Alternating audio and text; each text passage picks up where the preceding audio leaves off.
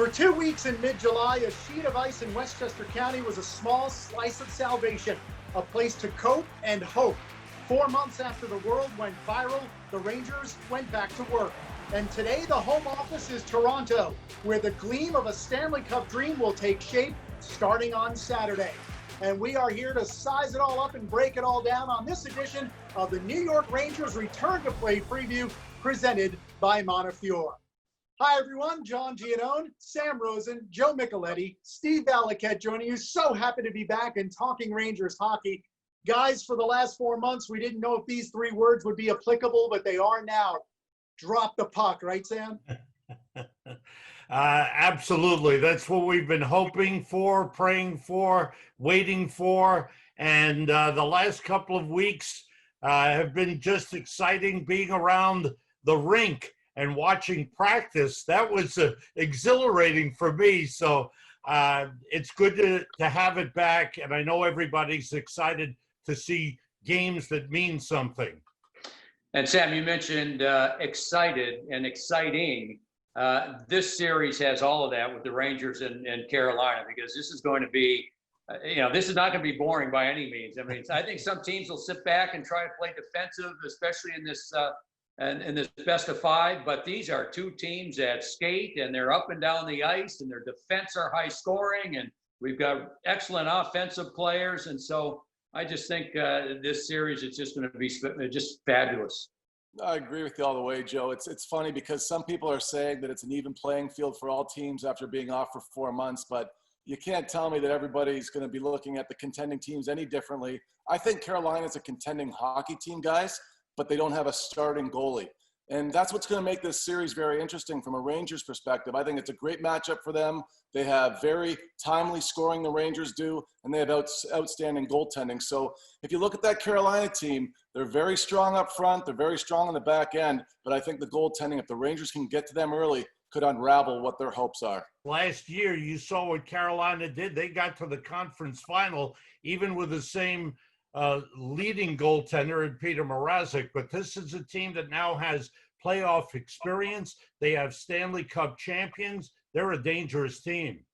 And this could be a very different kind of Stanley Cup run, because let's not forget, if the Rangers want to win the Cup, they need to win 19 games and not 16. But the first round is against the Carolina Hurricanes, a team they beat all 4 times this year, outscored them 17-9. Joe, why should that matter? Why might it, or why might it not?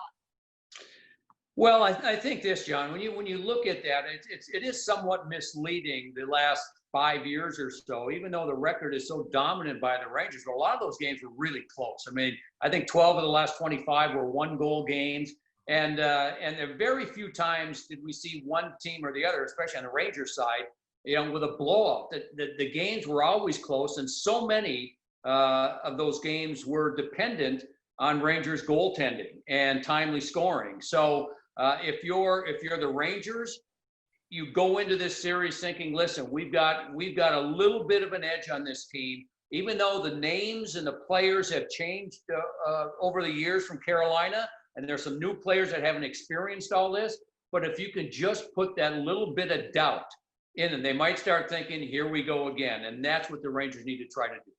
I think that one thing we got to think about that maybe isn't talked about enough too is that the team that cares about one another the deepest and has the closest bond is going to go the furthest, because they're going to want to continue playing. And one thing I can say about the Rangers, guys, is there's not a lot of families. There's not a lot of kids. So you got to see the younger guys are going to have the fortitude, possibly without the distractions, to get through. And that could be an advantage for the Rangers as well. These younger kids, they've looked good in practice. Capo Caco has a renewed confidence about him. Filipino, who's still not yet 21 years old, still he's got some maturity about him on the ice. So these young players, Adam Fox has come so far in such a short time. I think these young players could be something special for the Rangers. And we are going to talk about all of those young players, all of the Rangers, in fact. But you know who we also need to talk about? The frontline workers who have done so much over the last 4+ months, all around the country, all around the world, but certainly here in the New York area. Their selflessness and their skill in helping out during COVID-19 is really something that deserves a huge stick tap from the entire hockey community. and from the entire world. So we thank the frontline workers for all they've done and continue to do.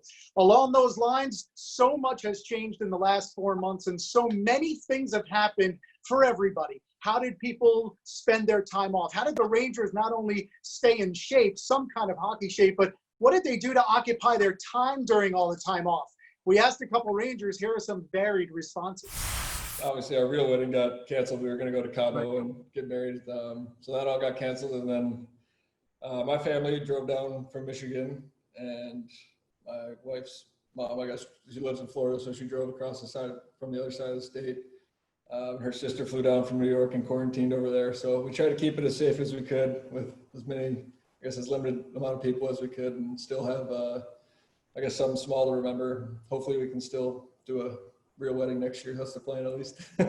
I started a podcast, so I kind of did a lot of work with that. Some of my buddies and I, my brother, we kind of started putting together ideas of what we wanted to do, and we had a lot of time, so we figured it out. I think we've done a pretty good job at it. It's kind of interesting to do. Like, it's much different. Like, obviously right now I'm being interviewed, and I've been doing some interviewing, so I'm kind of trying to get used to the other side of things. There were some long days with 3 little kids inside a house and not much to do. So it was interesting for sure.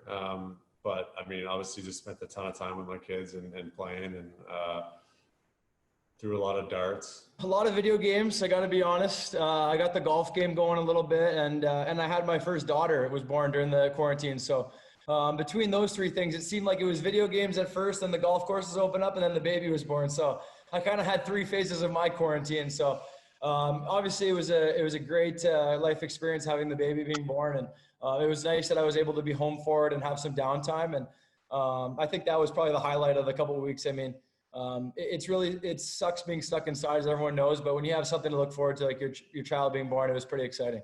For my birthday, I got a magician box or whatever. So I started doing card tricks, and I started doing all these tricks on my girlfriend and on my friends and stuff. So I had a few of my friends that easily fooled. So I tried all of them on them. So I don't know. I watched a lot of that on YouTube as well, so it was fun. Mika took up magic. How appropriate, right? Speaking of magic, how about what Igor Shesterkin accomplished as a Ranger, 10-2 in his young career? He spent his time in Florida during the break because he didn't want to transport his dog all the way back to Moscow.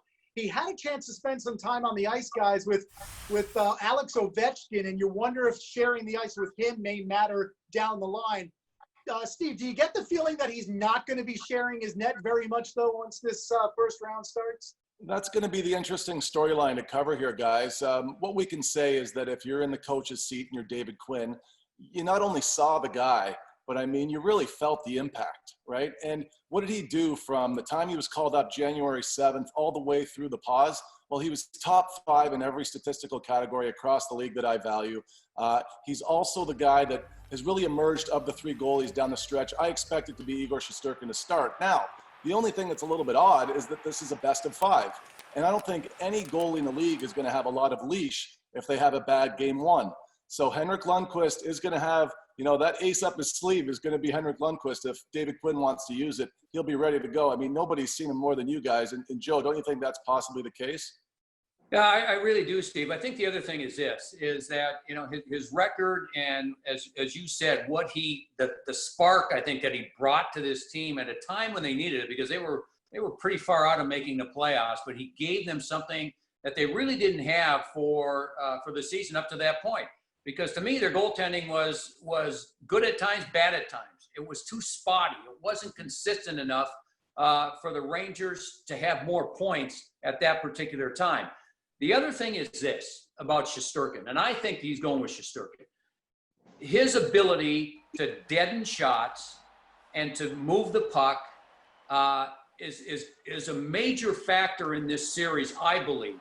Because you look at the first 3 games, and Carolina had 47 shots, 43 shots, 42 shots in those 3 games. 29 when Shesterkin played the final game.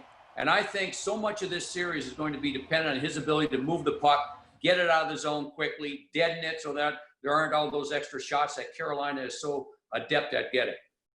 You're right, Joe. And the thing in watching Shesterkin in practice since the players came back, you see how the guy is unflappable. The team has tremendous confidence in him. It was interesting. Joe and I were at the scrimmage the other day, and the Rangers players, the other team, scored a couple of goals against him, and boy, did he get angry at himself.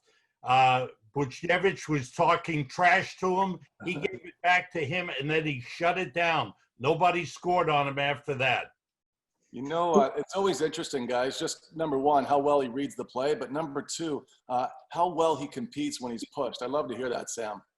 And the other thing is, let's not forget Georgiev. Georgiev has been outstanding for the Rangers. Another guy who really is calm in goal. So when the players see him, nobody gets nervous, nobody gets worried. They have three outstanding goaltenders. And you know the situation, John, Steve, if something happens, if somebody gets hurt, there's no problem with going with Henrik or going with Georgiev. So that's the story in goal. We've got plenty more to come on the New York Rangers return to play preview presented by Montefiore. When we come back, we'll get to the heart of the matter, as in Hart Trophy. Artemi Panarin with an otherworldly first year on Broadway. Can he repeat his brilliance in the best of five? That and plenty more when we come back.